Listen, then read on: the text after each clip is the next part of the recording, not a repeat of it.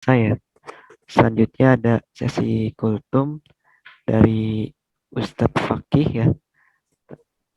Sebelumnya mungkin kalau ada teman-teman yang ada keperluan kuliah bisa menyesuaikan ya.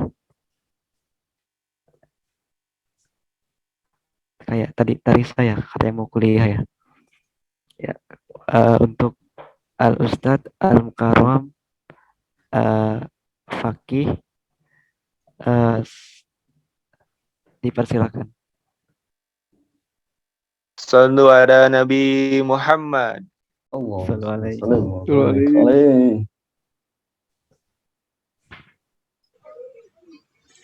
Bismillahirrahmanirrahim. Assalamualaikum warahmatullahi wabarakatuh. Alhamdulillah. Walau duana illa ala zalimin. Wassalatu wassalamu ala asyrafil anbiya wal mursalin wa ala alihi washabihi ajmain amma ba'd. Sebenarnya bukan kultum ya. Biasa aja, diskusi biasa.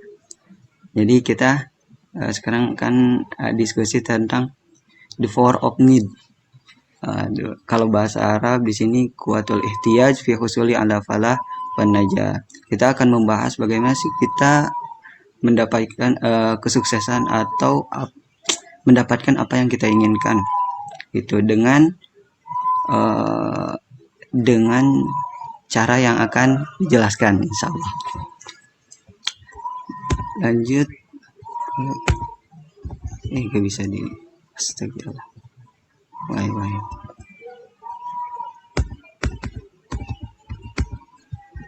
Bentar. Kok gak bisa dipindahkan? Nah. Sebelumnya kita akan mengetahui dulu apa arti najah atau sukses ya menurut kita.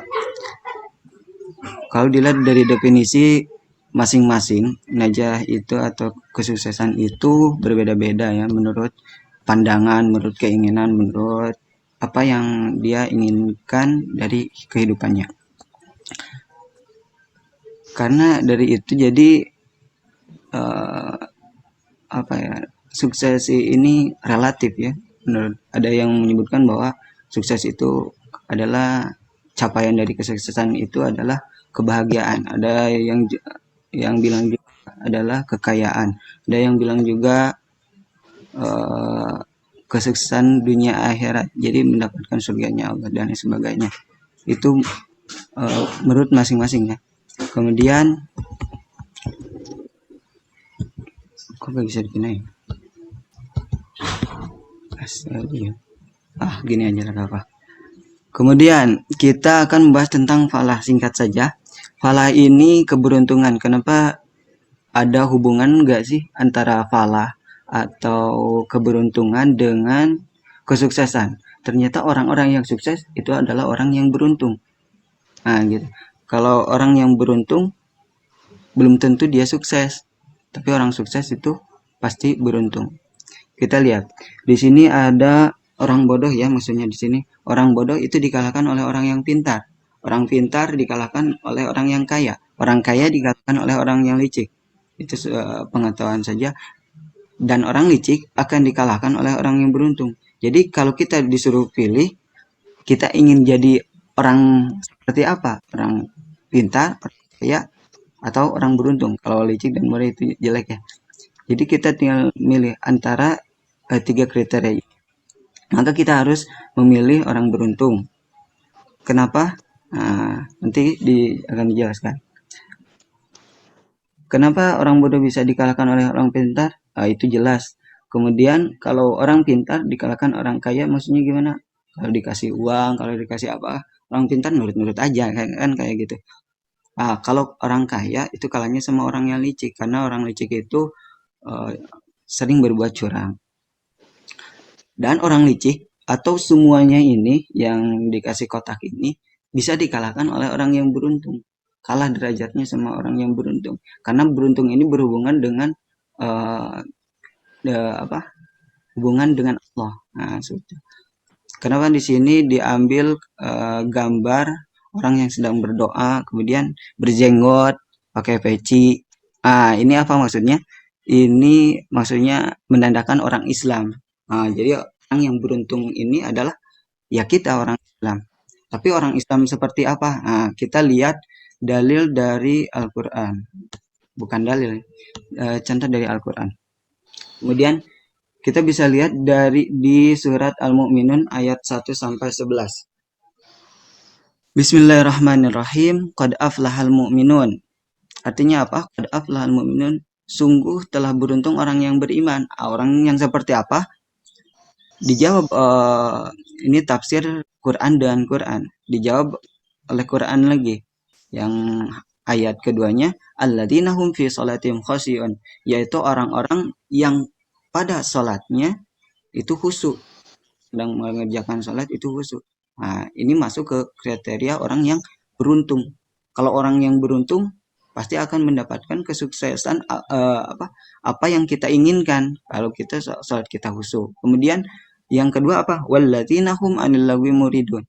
Kemudian dalam memanfaatkan waktu kita tidak lagu atau kita melaksanakan hal-hal yang bermanfaat saja, tidak melaksanakan hal-hal yang tidak bermanfaat. Jadi menjauhkan diri dari segala hal yang tidak bermanfaat. Kemudian yang keempat apa? Walladzina hum lizakati fa'ilun, yaitu orang-orang yang mengerjakan zakat, memberikan zakat. Di sini boleh zakat mal atau zakat fitrah. Kemudian yang kelima, walladzina hum li furujihim hafidun, yang menjaga kemaluannya dari zina ya, kecuali kepada siapa? Ala azwajihim aw ma malakat aymanuhum fa innahum ghairu malumin. Kepada siapa? Kepada istri-istri mereka atau budak hamba sayanya ya.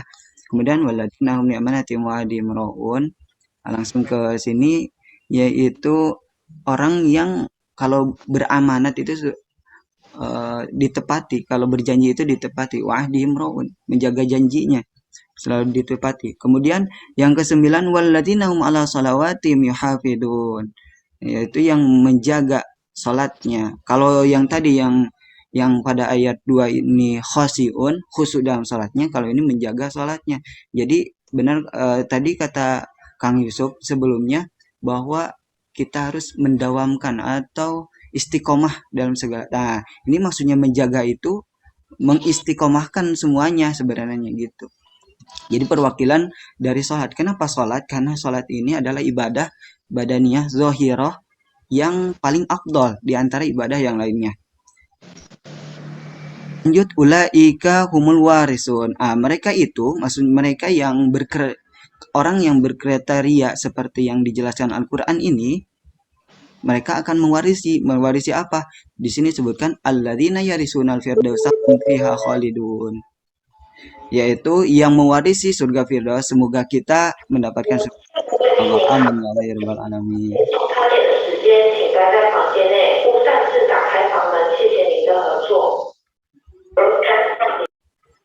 Allah. Gitu. Kalau kita lihat lebih dalam makna dari ayat ini, kita bisa lihat di sini alladzina hum fi sholatihim khashi'un. Kenapa sih sholat yang diterangkan di sini? Kenapa tidak puasa? Kenapa tidak haji, rukun iman yang lainnya, rukun Islam yang lainnya? Kenapa? Ada yang bisa jawab? 5, 4, 3, 2, 1. Tetot. Jawab dong, jawab. Kenapa di sini sholat? Karena sholat ini adalah ibadah yang paling afdol di antara ibadah yang lain. Makanya di sini sholat. Kenapa sih afdol? Saking afdolnya dikerjakan 5 kali dalam sehari, dibandingkan dengan puasa yang hanya 30 hari di bulan Ramadan saja gitu. Itu dalam setahun. Kalau sholat setiap hari 5 kali. Nah, itu juga yang menandakan, dan banyak fadilah tentang sholat.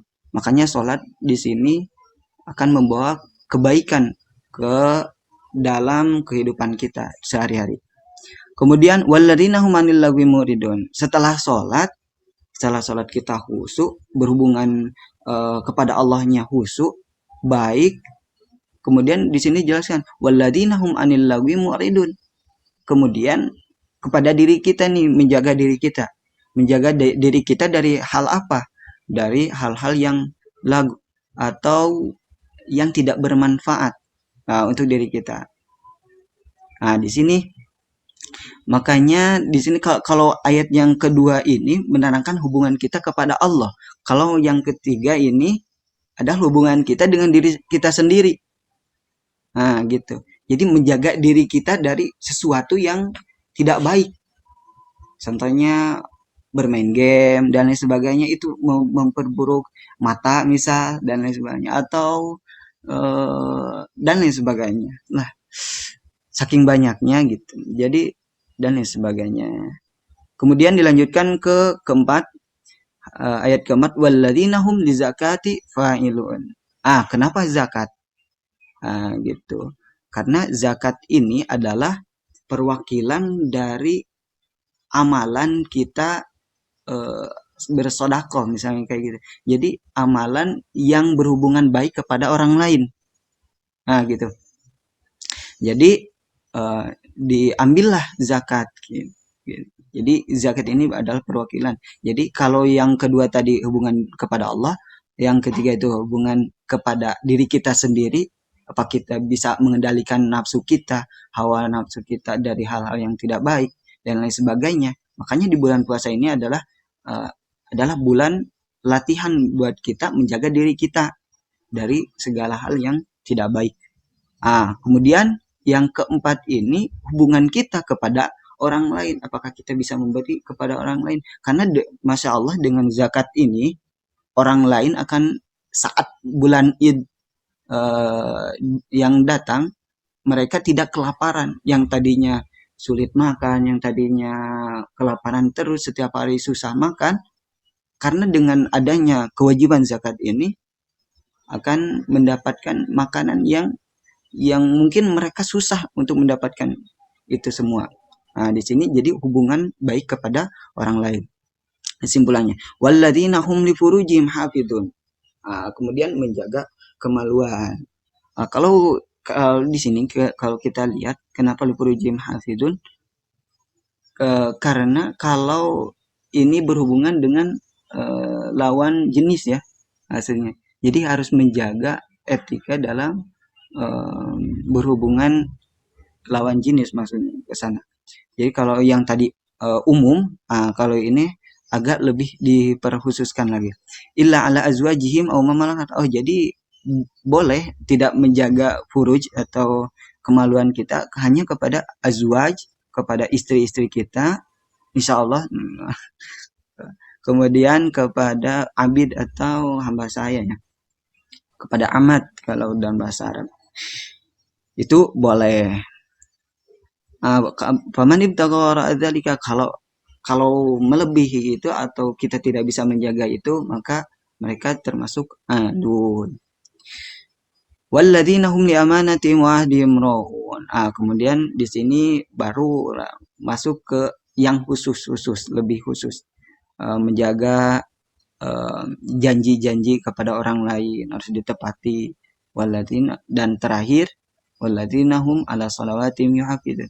Sebelumnya yang 8 yang janji ini, kalau kenapa ini disebutkan? Karena kalau ini tidak disebutkan maka ada sifat munafik. Kalau salah satu sifat munafik kan tidak menjaga janji. Apabila berjanji dia mendustakan.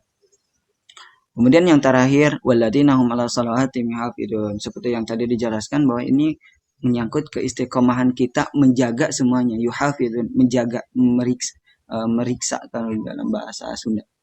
Ngariksa.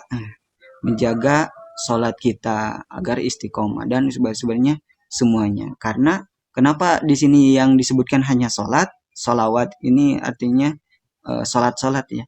Jadi menjaga sholat. Kenapa sholat? Karena sholat ini dikerjakannya hampir setiap hari, setiap hari. Gitu. Jadi ini jadi penekanan buat kita. Dan insya Allah kalau kita sudah mendapatkan atau kita berusaha untuk mendapatkan sifat-sifat yang Allah berikan di surat Al-Mu'minun ini, kita akan mendapatkan warisan. Warisan berupa apa? Surga Firdaus. Amin ya Allah. Semoga kita mendapatkan surga Firdaus. Lanjut. Amin ya Allah. Lanjut ke ini penjelasan kenapa tadi sholat terus yang dibahas. Wasaniha, maksudnya wasaniha di sini adalah rukun Islam yang kedua. Maksudnya ke Islam ini saya diambil dari kitab Kasyifatus Saja karangan Imam Anawi Al-Bantani ya. Wahya salat ini, iqamus shalah, mendirikan salat ini itu wahya afdalul ibadatil badaniyah zahirah. Paling afdal, fadilahnya paling besar, paling afdal, pahalanya juga paling besar. Dari apa? Ibadah badaniyah zahirah, ibadah yang kelihatan, yang dikerjakan oleh badan. Kemudian setelahnya apa? Wa ba'daha shaum, kemudian puasa. Semoga saum kita di bulan Ramadan ini mendapatkan pahala, ganjaran, dan diterima oleh Allah. Amin ya Allah. Kemudian Amin. apa? Summal haj, summa zakah. Kenapa haji dulu, kemudian zakah? Gak tahu. Karena haji ini tidak semua orang bisa. Jarang, kesempatannya hanya sedikit. Makanya derajatnya agak lebih tinggi dibandingkan zakat. Dan sifat haji dan zakat ini sebenarnya hampir sama. Haji itu hampir sama tapi lebih afdol haji. Kenapa? Karena siapa saja yang haji tapi haji mabrur, insya Allah seperti dilahirkan kembali.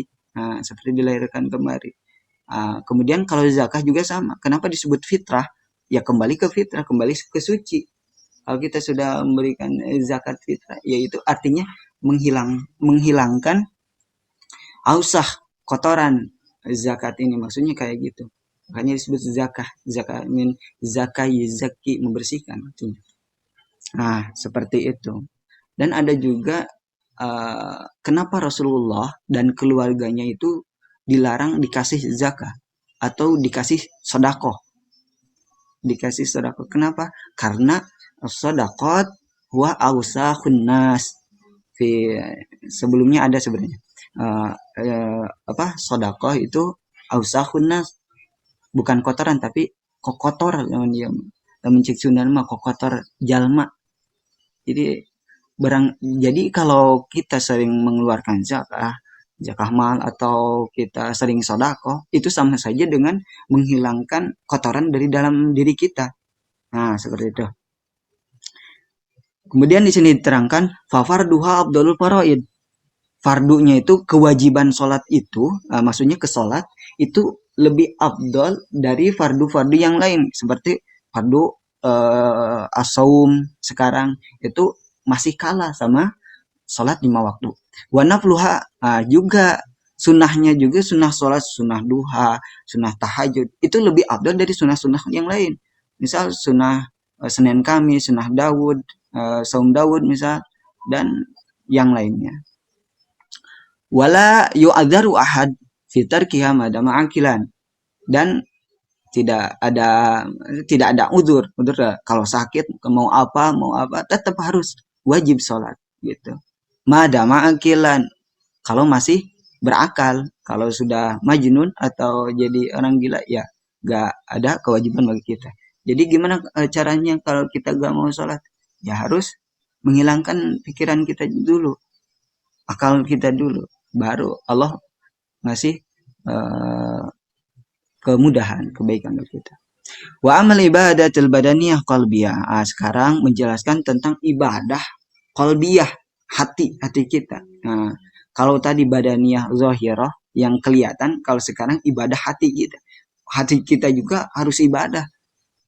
Kalau kita ibadah sholat misal tanpa dibarengi dengan hati yang khusyuk, hati yang ini juga berhubungan dengan ayat yang tadi. Qad aflahal mu'minun alladzina hum fi sholatihim khashi'un.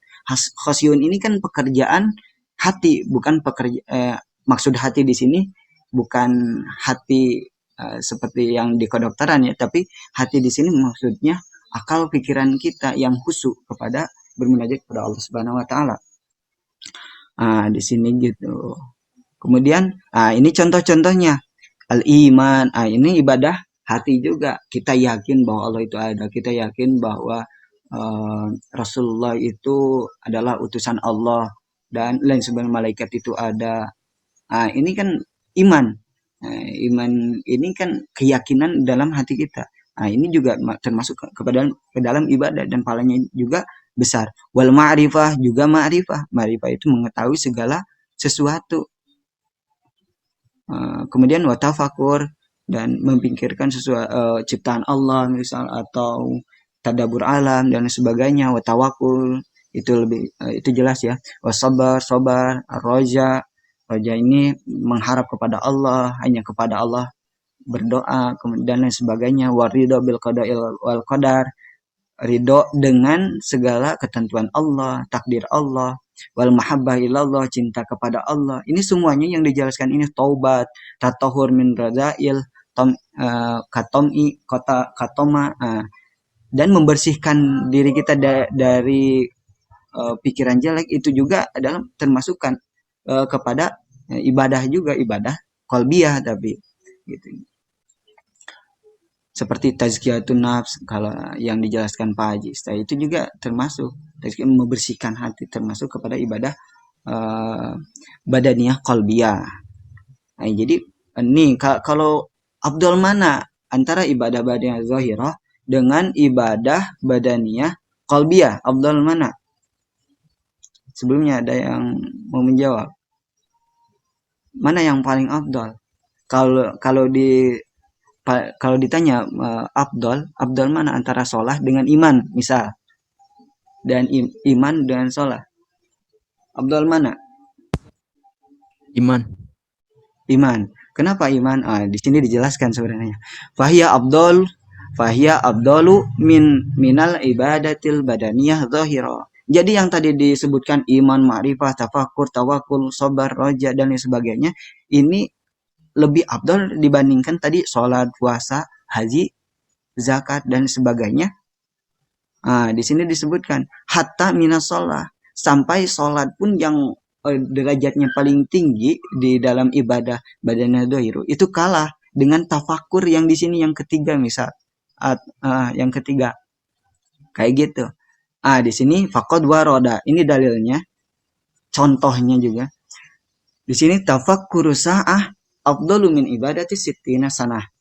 Tafakur, kita bertafakur saat itu 1 jam, afdal itu lebih afdal min ibadati sittina sanah. Itu lebih afdal dibandingkan dengan ibadah 60 tahun. Kenapa sih bisa begitu? Kenapa sih dibandingkan 1 jam saja jadi lagu. 1 jam saja dibandingkan dengan 60 tahun. Itu kenapa sih derajatnya beda jauh gitu? Kenapa? Ya bayangkan saja kalau sholat tanpa ilmu, tanpa hati gimana sholatnya? Atau kafir yang tanpa iman gimana? Kafir kan tidak beriman, orang kafir. Diterima tidak sholatnya? Ya tentu tidak, karena Allah itu tidak butuh sholat kita. Gitu. Allah itu tidak butuh sholat kita. Tapi kita yang butuh Allah Subhanahu wa taala. Makanya kita beribadah kepada Allah. Ini kesimpulannya di sini wa abdalul jami' al-iman. Jadi paling abdal di antara semuanya ini adalah iman kepada Allah Subhanahu wa taala, kepada Rasulullah, kepada malaikat Allah, kitab-kitab Allah dan hari kiamat. Kemudian sekarang balik lagi nih ke atas. The power of need ini maksudnya apa? The power of need ini jadi kekuatan rasa butuh ini apa sebenarnya, belum ke materi butuhnya. Tadi belum dijelaskan. Ini kan butuh. Ini sosokan aja pakai bahasa Inggris biar keren lah. Biar kece. Sosokan aja, gak apa-apa. Yang harusnya the power of kapaksa, misal the power of sekarang mengganti pakai the power of need. Masya Allah. Apa? Jadi segala sesuatu kalau kita butuh, insya Allah akan memberi jalan kepada kebutuhan kita. Sebab apa? Sebab Allah sudah menentukan rizki kita itu sesuai dengan kebutuhan kita. Kalau misalnya kalau kita butuh motor, Allah bakal kasih kita motor. Sebenarnya kalau kita tidak berdoa pun Allah tahu kita butuh motor kan. maka Allah akan kasih kita motor gitu. Misal atau kita butuh laptop, Allah bakal kasih kita laptop. Nah, karena kita butuh. Kalau tidak butuh, ya Allah tidak akan kasih gitu. Makanya kalau kalau doa yang cepat terkabul itu yang doa benar-benar kita butuh. Makanya eh, dalam hadis juga banyak yang menerangkan kalau kita lagi berdoa itu harus merengek sama Allah, harus benar-benar benar-benar ingin, benar-benar eh, percaya bahwa Allah itu bakal mengabulkan kayak gitu. Jadi kuatul ihtiyaj, jadi butuh ini, makanya kalau kita ingin sukses, ya kita harus butuh dengan kesuksesan itu. Misal kalau kita butuh duit, ya kita harus benar-benar butuh duit itu. Jangan kita pikir, ah yang penting banyak uang. Bukan kayak gitu, tapi kita buat apa sih uang itu? Misal buat haji, buat ini. Ah, berarti kita lebih jauh dari uang itu. Mikirnya lebih jauh dari uang itu. Jadi kita ingin haji, berarti otomatis Allah akan kasih kita uang. Kalau kita sudah butuh haji, ya kita pasti dikasih uang. Jadi gak usah ingin punya uang untuk haji, tapi kita untuk haji kita butuh uang. Nah, gitu. Makanya dalam segala aspek kehidupan kita harus punya kebutuhan dulu. Makanya segala sesuatu yang kita punya, yang Allah berikan, itu adalah kebutuhan kita, bukan yang kita inginkan, tapi Allah. Tapi Allah yang memberikan itu semua karena kita butuh. Sekarang kesimpulan. Alhamdulillah nih. Terakhir. Kesimpulan. Jadi kesimpulannya ke sini nih. Gak apa-apa lah, kesimpulan ke sini. Mengingatkan saja. Hablum minallah wa hablum minan nas. Intinya ke sana. Intinya ke sana. Kalau kita ingin mendapatkan sesuatu yang kita inginkan, dan sesuatu itu harus diridhoi Allah. Artinya apa? Tidak nyeleneh dalam koridor Allah gitu. Jadi harus sesuai aturan yang Allah berikan. Contohnya saja gini, kalau kita misal jadi orang tua, kita punya anak, kalau anak kita baik, apapun pasti dikasih kan. Tapi kalau sebaliknya gimana? Jadi sebaliknya juga gitu juga. Gitu. Jadi kita harus baik dulu ke sama Allah. Kemudian hablum minannas, kenapa kita harus baik kepada manusia? Karena sebenarnya kesuksesan itu harus dibarengi dengan kesuksesan orang lain juga. Tidak ada yang sukses sendiri. Maksudnya kayak gitu. Karena kita butuh sama orang lain. Kita sama orang pintar butuh. Kita sama orang kaya, misal kalau kita jadi bos, kita sama orang kaya butuh. Sama orang bodoh pun butuh. Kalau coba saja kalau pintar semua gimana? Gak ada yang manggul pare misal kalau di astagfirullahaladzim, kenapa jadi ke sana? Gak apa-apa lah. Yang penting paham maksudnya. Sedikit menjelaskan 1+1 sama dengan 2. Allah. Satu ini dibaratkan kita. Satunya lagi dibaratkan orang lain. Tambah ini adalah hubungan kita hablum minallah dan hablum minan nas. Yang ke atas hablum minallah, yang ke pinggir hablum minan nas. Jadi hubungan kita kepada manusia. Dan kalau dua-duanya baik, seimbang, maka hasilnya adalah dua ini, yaitu al-falah dan an-najah. Jadi beruntung dari Allah, dapatnya dari Allah, kesuksesan itu ya di dunia kan. Jadi itu berhubungan dengan manusia. Jadi keberuntungan di akhirat dan keberuntungan di dunia gitu. Wallahu a'lam bishawab. Syukran. Sampai situ saja. Dicukupkan. Apabila ada pertanyaan mungkin jangan ditanyakan. Takut gak bisa jawab. Assalamualaikum warahmatullahi wabarakatuh. Waalaikumsalam warahmatullahi wabarakatuh. Ya, terima kasih. Syukran al Ustadz Al-Faqih Al-Ulumul Irfan atas materinya. Sungguh sangat mencerahkan ya. Meskipun dalam keadaan ngantuk, kita luar biasa di materinya. Ya mungkin dari teman-teman ada yang mau mengajukan pertanyaan.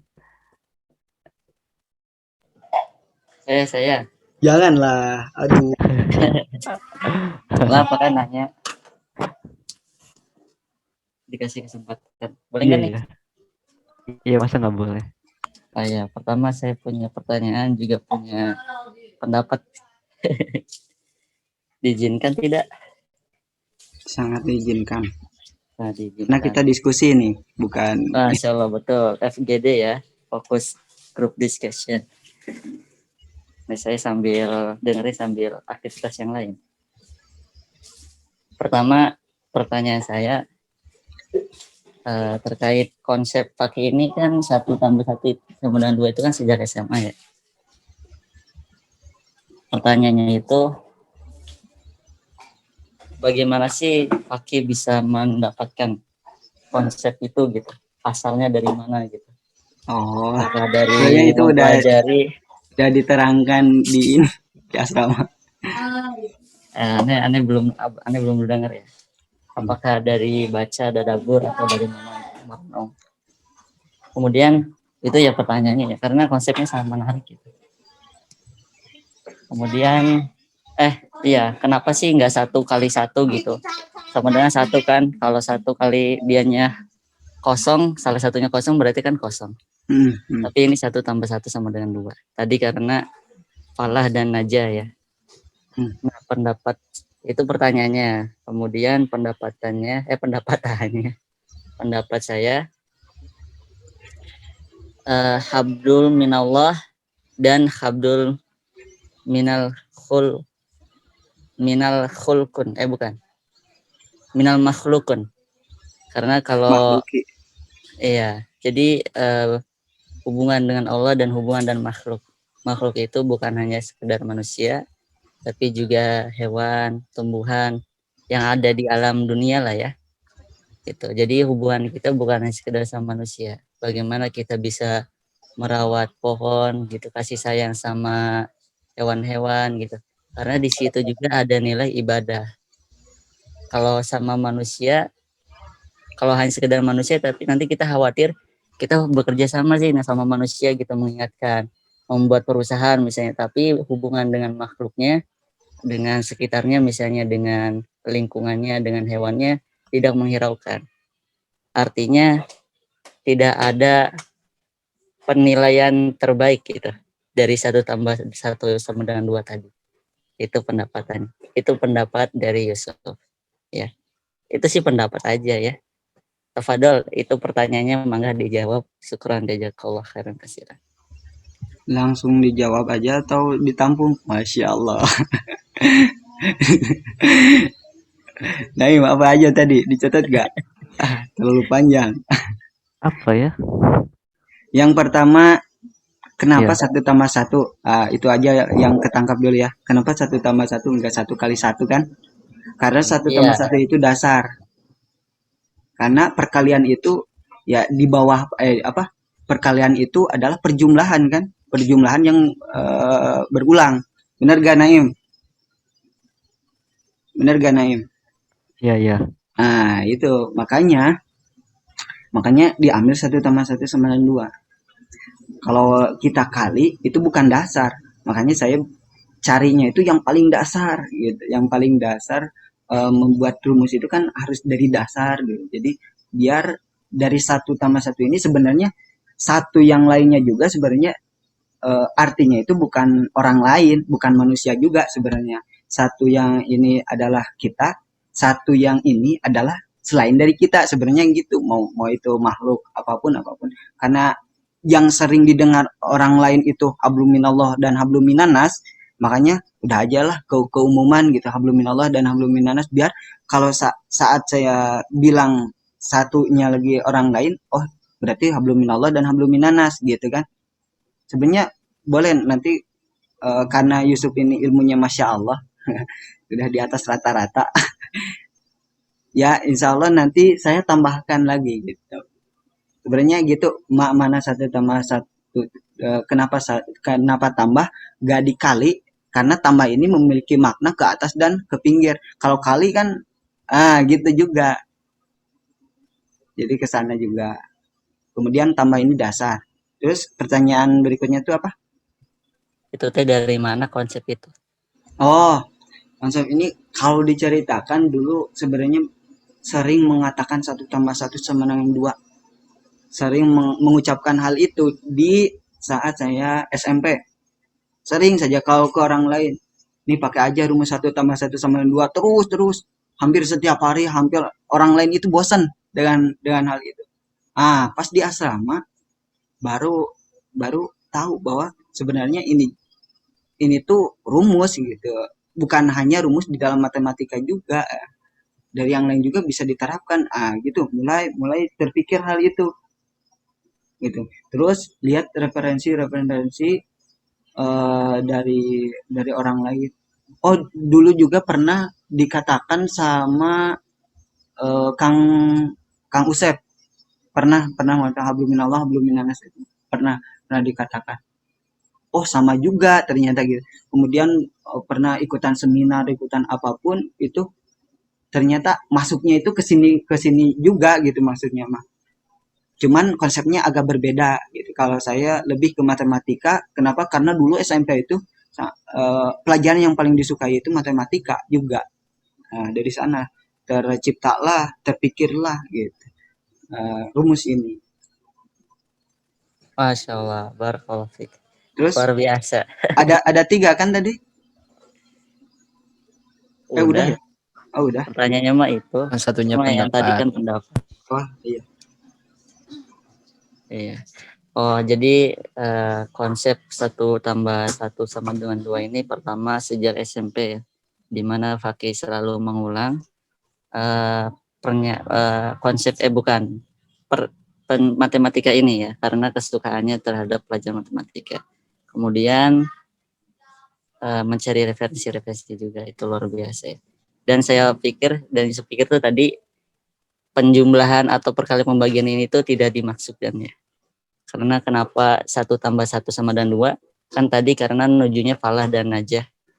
Kalau 1+0 sama dengan 1 berarti dia salah satunya bisa falah bisa najah. Tapi kan nggak asik gitu ya. Kalau kita cuma ke Allahnya doang atau kita ke manusianya doang, tidak mengindahkan salah satunya. Maka oke. Jadi udah dapet lah gitu ya dari konsep Fakih. Dan ini luar biasa ya. Kalau dijadikan konsep apa nih? Filsafat, bukan filsafat. Apa? Jangan filsafat dong. Iya, Jadi filsafat. jelek gitu. S2 ya. Oke, tinggal Sebenarnya aplikasi dalam saya bilang masyarakat. ini rumus kehidupan. Kalau dari dulu itu rumus kehidupan. Betul. Saya ingat rumus kehidupan salah satunya lagi tuh yang standar itu. Gimana? Ya. Gimana? Ban dengan ban kan ada 2 tapi tak ada standarnya gitu. Terus berdiri. Itu Oh, sih itu bisa dijelaskan sama ini sebenarnya. Itu udah kejawab dulu. Oke. Oh, dulu juga pernah bertanya sama Bu Ina. Bu, kenapa kalau ada 3, satunya pasti berbeda? Di situ.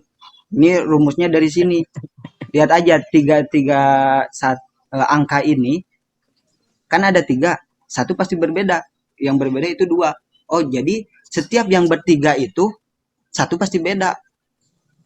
Kayak gitu. Makanya di ban, misal dalam motor, di dalam kendaraan, standar itu kalau mau seimbang, kalau mau ini harus pakai standar. Standar ini beda. Gitu maksudnya. Beda dari ban gitu. Sebenarnya ini bisa diturunkan kalau kita kurangi atau kita pindah-pindahkan bisa maknanya juga jadi berbeda. Bisa jadi ada turunan, ada ini gitu. 1 kurang 1. Coba saja kalau 1 kurang 1 jadi 0 kan? Udah dijelaskan tadi. Ya udah aja gitu. Oke, siap. Jazakallah khairan. Oke. Mangga Naim. Kok jadi fokus ke 1+1? Yang ini nih. Ya ini atau ini. Itu Ki ada di chat Ki. Mangga. Itu dari Kang Adit Ki. Iya. Agak kelihatan. Aduh, di mana cara buka chat? Astagfirullah. Oh, ini ada. Astagfirullah. Kumaha kami cinta segitiga, satunya pasti beda. Oh iya, benar. Kalau cinta segitiga, satunya pasti beda. Laki 1, benar gak? Atau perempuan 1. Gak bakalan perempuan semua. Iya. Bang Adit lagi bucin kayaknya. Iya, makanya pasti yang seimbang itu kata kan di Quran juga yang berpasangan kan, langit dan bumi, sendok dan garpu dan sebagainya, yang berpasangan. Istri sama istri sama suami, nah, gitu. Jadi yang seimbang itu yang dua.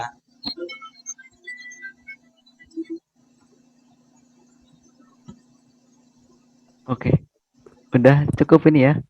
Iya. Ya.